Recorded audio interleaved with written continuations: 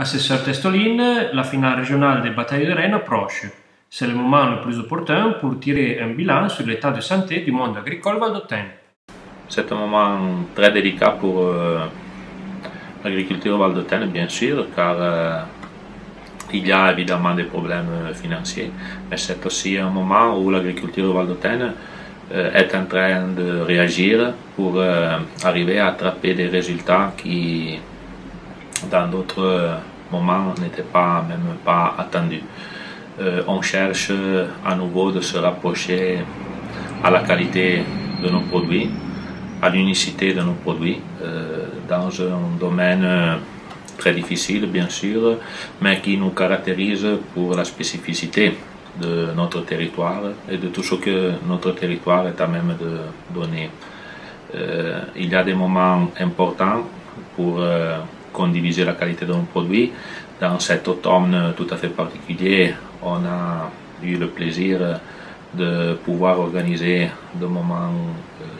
de marché. Le dernier s'est déroulé hier au Fort de Bar avec la présence de plus de 80 expositeurs, 80 agriculteurs qui ont bien voulu présenter au public valdôtain, italien, suisse et français toute leur qualité avec une kermesse de couleurs et de saveurs tout à fait particulières. Dans ce contexte de l'agriculture unique du Val d'Aoste va s'insérer sans doute une compétition, la compétition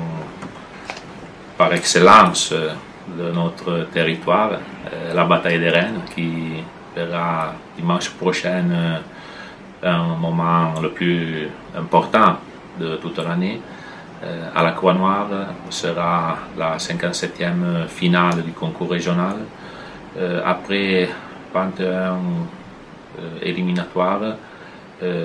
plus de 200 vaches iront être présentes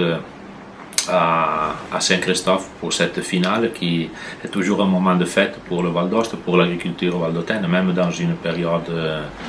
comme on disait auparavant, un peu particulière, un peu plus difficile. Mais c'est quand même une approche différente surtout pour les éleveurs qui trouvent dans la bataille des Rennes un esprit en plus pour s'engager dans ce domaine. Et alors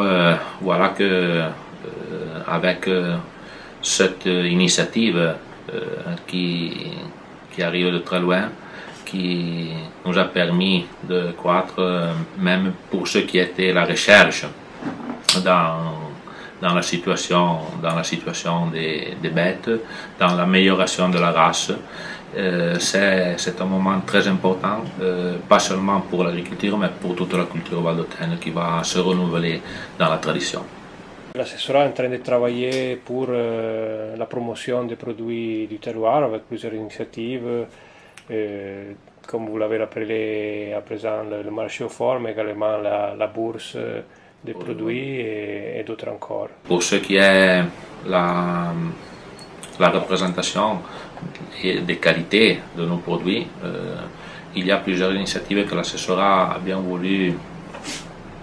s'engager pour apporter de l'avant, surtout pour chercher la possibilité de promouvoir, même parmi les commerçants, les hôteliers et les restaurateurs valdôtains, la possibilité de développer toujours plus ce qui est l'emploi des produits valdôtains.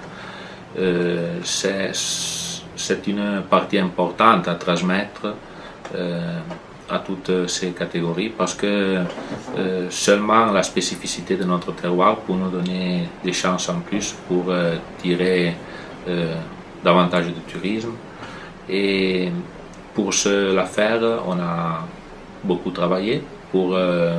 mettre sur place à nouveau, même dans l'année 2014, par exemple la bourse des produits valdôtains qui se déroulera dans le mois de novembre dans la pépinière d'entreprise à Aoste pour faire rencontrer les producteurs avec les commerçants et les hôteliers pour permettre une synergie qui pourra améliorer sans doute la commercialisation de nos produits, de tous nos produits. Bon, pas seulement de la filière du lait, mais sans doute celle du vin qui a déjà commencé à entrer avec force dans nos restaurants et dans nos auberges. Mais surtout, et encore pour ce qui est des herbes officinales, plutôt que du miel, de produits quand même toujours de qualité, qui serait bien de promouvoir toujours plus. D'autres initiatives ont été amenées pendant toute l'année et maintenant on s'approche à une des initiatives les plus caractéristiques de notre territoire, donc le concours de la Fontina d'Alpage,